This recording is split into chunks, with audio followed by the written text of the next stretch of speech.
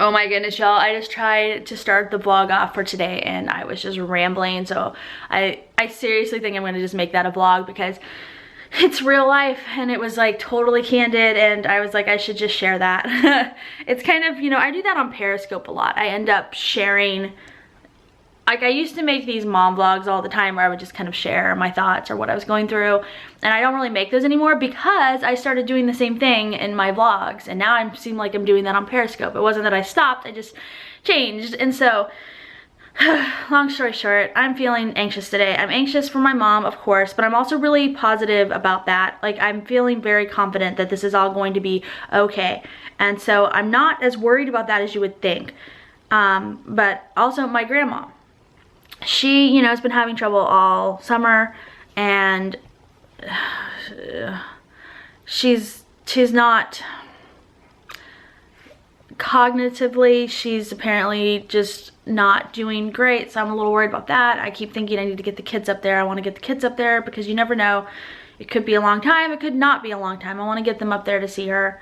So, and then, yeah, stuff with my sister, which will all be fine because my sister is super awesome and strong, but she's just going through some things, and it's just like a bunch going on. And then there's me, I'm trying to juggle this like budding career I have, and it's not just like with YouTube. YouTube is work for people who don't do it, and you do it to the degree that I do it. It's work, but I love it. I don't want to give it up.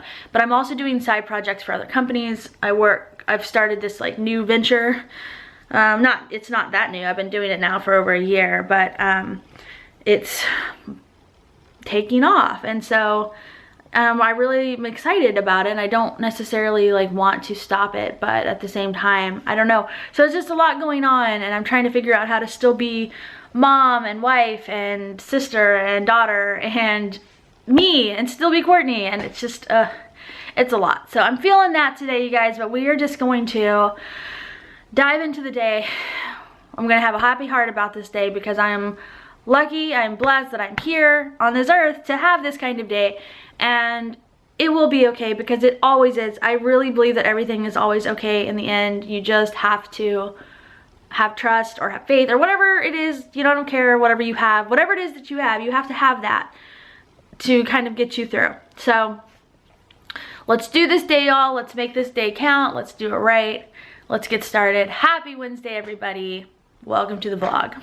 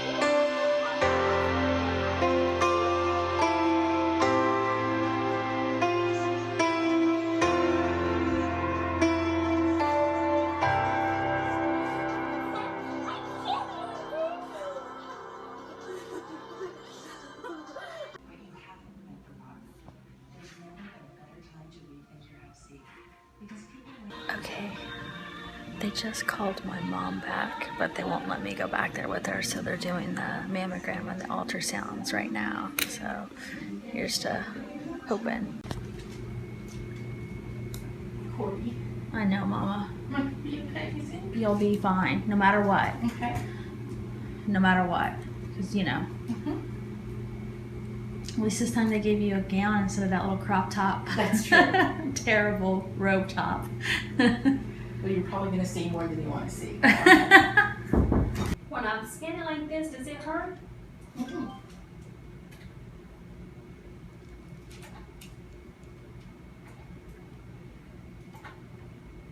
Feel something, Yes, right? yes. You feel something. Mhm. So how long you been feeling it? When it started getting red, and stuff, but I don't know that it could have been there. Maybe I didn't notice it until it was red and I felt it. Yeah. So I think so we have caught it at the right time. You think so? Yes, yes, definitely. So you think it is something? Yes, so see this area? We have caught it at the right time. Really? It's not? Yeah, so it is right there in this area. No, it's okay. It's okay. You know, it's just a lot. It's a lot. So let me explain you. Okay. One side is okay, normal, This. right side. Okay. This time you caught it at the right time. It's not me. But why did it come up just like red? If it wasn't for the red, I probably wouldn't have got it. Right. The reason it's red because it's close to the nipple. Okay. Okay. So it's pulling, and that's why you see Okay. that it's red. Okay. Normally in our body, that's a normal mechanism that we protect it. Okay. So I'm going to talk more to you guys in a minute, but right now I'm with my mom and we're all just talking. But it is cancer, so we'll just talk to you guys more in a minute. Hey guys, so I kind of just stopped recording the rest of the day. So I thought I would catch up to speed because my mom gave her blessing that I could share.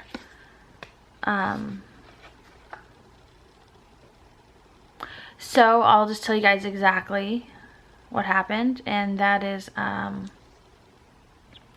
she had a diagnostic mammogram. I obviously wasn't there for that part because there's like x-ray stuff involved, but then she had an ultrasound done, and I wasn't there for that. And they ultrasound both breasts and also her entire stomach, everything. And so then they said we needed to talk to the doctor, and so we went to they put us in a little private room, and then the doctor came out and he was like, okay, he's like, so what do you want me to start with first? And my mom just looked at me and I was just like, and he was like, do you want me to show you pictures? Pictures say 1,000 words. And I was like, yes. It's like, let's do that, because my mom kept asking me like what I saw on the ultrasound. She's like, what did you see? What did it look like? And I mean, I'm not a doctor, so I'm not an ultrasound tech. I don't know. I was like, I just saw blackness where it was. So we went in and he started showing it and he started talking, and he didn't even say like right away. He wasn't even like, this is cancer. He was just like, okay, so what you have going on here is this lump. He goes, but we can treat it, da-da-da. So I kind of stopped. I was like, so it's something? And he was like, yeah. And that's when he was just like, yeah, it's cancer. And he just let us know that that's what it was. And it's a pretty big tumor, but that doesn't necessarily mean anything. Like my mom gets hung up on stuff like that, and so I have to like talk her down. Because she'll find like the worst thing and kind of focus on that, and so I'm trying to keep her from doing that, because I don't think that's not even anything to do with sick. Like I don't think that's a good way to like live your life, period. And especially with something like this, you just can't do that. It's just not healthy. So yeah, and so basically he said that here were all the good things, and that is that we didn't necessarily catch it early, but we didn't catch it late. He said we caught it at a good time. It's not inflammatory breast cancer, which is good, because that kind is a lot more deadly, a lot more dangerous to have. So it's not that, so yay.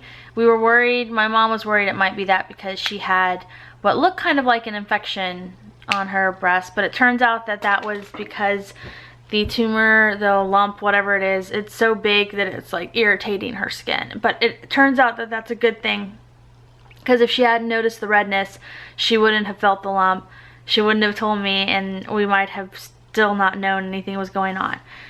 So that's good.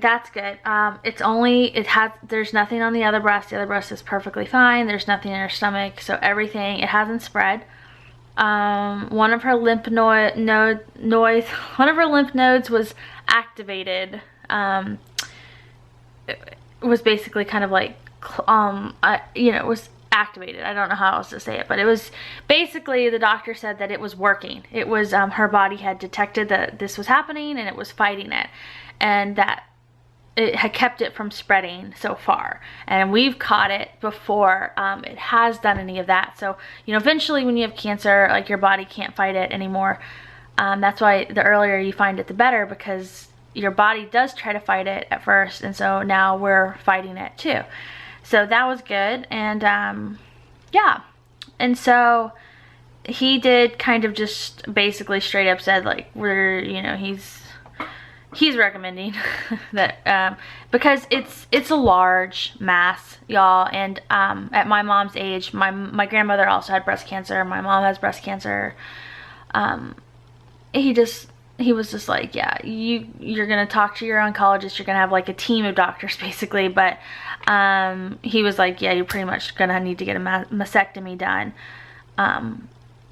And my mom was like, on this, just the one breast or both breasts? And he was like, he didn't really want to like say, he was just like, well, that's got to be up to you and the oncologist and the treatment plan. He was like, but maybe. And I could tell, you know, he's probably just like thinking at her age and our family history with the breast cancer and whatever, to just be aggressive. And my mom is awesome in that way, because she was like, psh, I don't care, I don't need these, like, like that's the least of her worries. So she was like, take them, get rid of them. Like, I thought that was cool. So anyway, so, well, she'll definitely be having surgery, and it's all moving kind of fast, because they're being fast about it. And oh, that was the other thing that was good news, is that, because, you know, it doesn't look like it's like super aggressive yet. Like we caught it at a good time, and so that was good.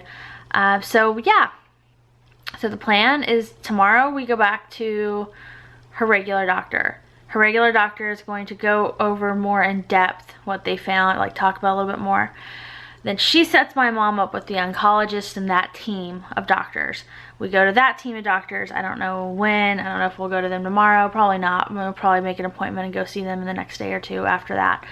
But we'll go to them, and then they will examine all the images and everything, and they will come up with a treatment plan, and they'll talk to my mom about our options, because in addition to the mastectomy, sorry y'all, like, obviously we'll need to do some other things as well. Like, she'll need to, like, other things in addition to that, and they're just gonna go through all the options. So I'm like taking over. I don't want her to have to think about any logistics, so I'm taking over. Like, I'm handling all of the medical records and the paperwork, and I'm making the appointments for her. And when the doctors are talking and they're telling us 50,000 things, I'm the one who's you know, taking the notes and keeping track of them, because I don't want her to have to think about any of that. I just want her to think about, like, getting better, you know, because that's the one thing I took away from this, is the doctor seemed very confident. He was like, yeah, this is definitely like something we can beat, and no big deal if we, you know, it's not gonna be fun,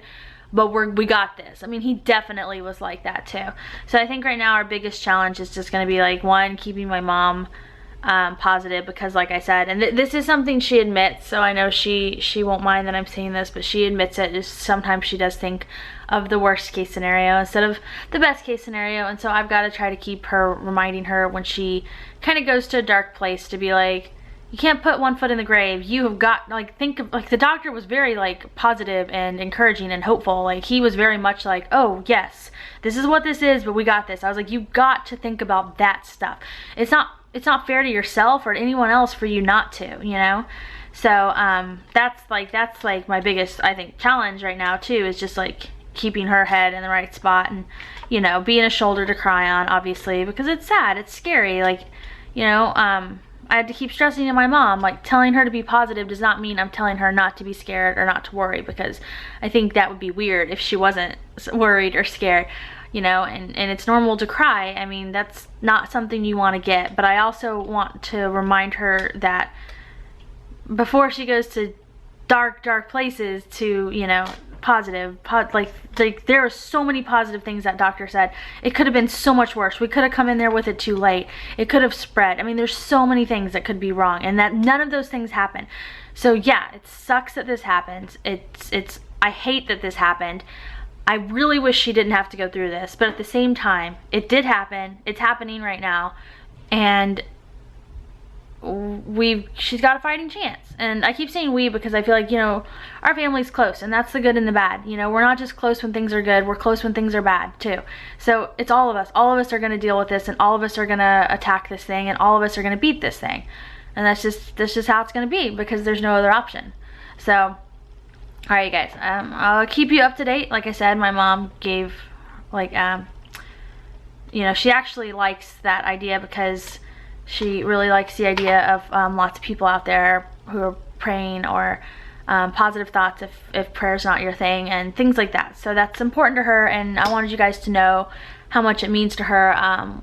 She asked me to request prayer warriors on our Facebook page, and I did for her, and so many of you guys were thinking of her, and she does know, she knows that, and she really appreciates that, and so do I. I appreciate you guys doing that for her. It just means a lot to someone, you know, it really does. Like, it may seem like a small thing to you, but it means a big deal to her and to all of us because of that. So I wish this wasn't happening. I have about a bazillion things I wish was happening instead, but it's fine, and it's going to be fine. I really feel in my heart that it's all going to be fine. Again, it's not going to be fun, but it's going to be fine. Alright guys, so I will talk to everybody later. Thank you guys, and we will keep you up to date, okay? I love everybody. Good night.